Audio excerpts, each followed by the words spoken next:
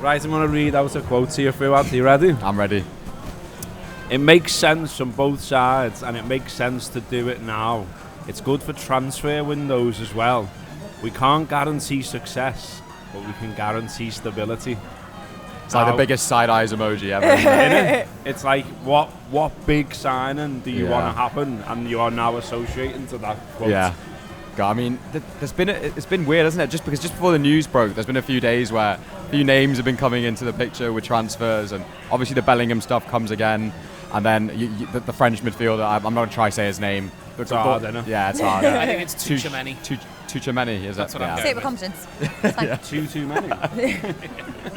So, there's something brewing there, and look, if that's what's needed to I mean, it's no surprise from a player's point of view that you want reassurances about these sort of things, because part of the attraction of coming to this club is working with him. I mean, a huge part of that is, and he was asked about it again, wasn't he, about Mane and Salah and whether or not there was that going on as well.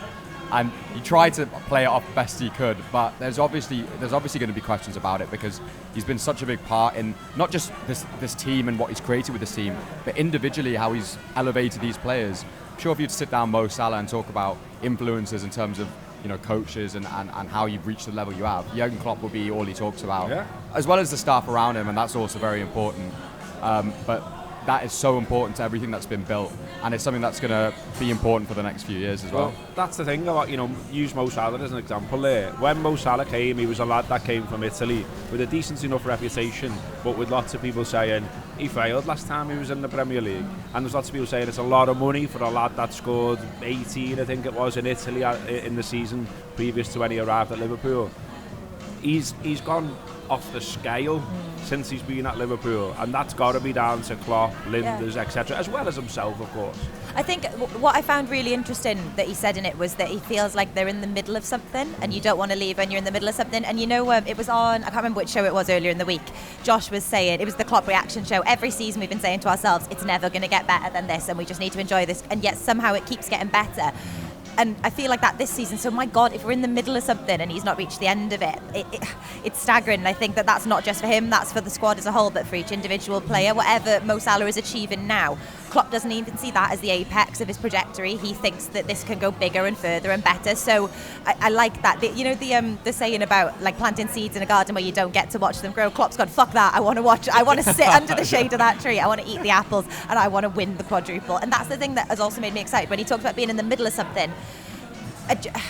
Not to put a hex on anything, sorry Adam, but I think that if it doesn't happen this season, that's not it.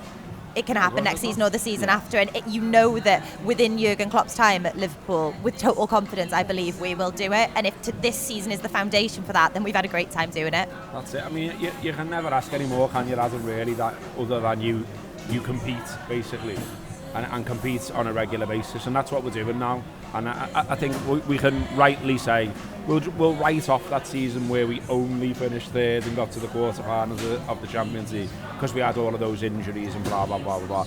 It does look like we are in it for the long term, that there is a plan behind the scenes, and as well as his wife saying all these people are sound, it's got to be those plans behind the scenes that's made him go, I'll stay here, because he could go anywhere in world football.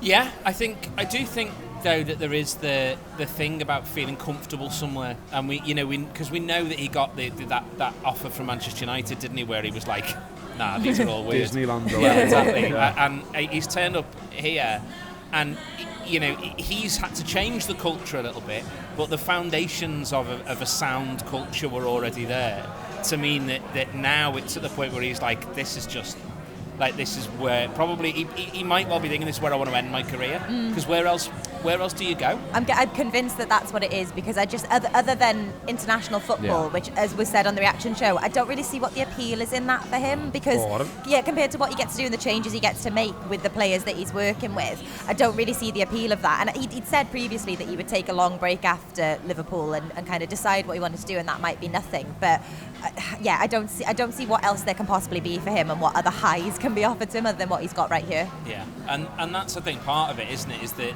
it's just there's no appeal to go anywhere else, and here's great, and the culture here is great, and the players that he's got are great, and everything feels like everybody's pulling in the same direction. which is success. You know, that's what it's about. And as you say, I mean, God, I remember what 5, 6, 7 years ago, whatever it was, when we were like, you know, I just like to still be in something in January. Yeah. You know, that was all we wanted really. And then now we're at the point where we're going, well, we're still in with a quadruple in May.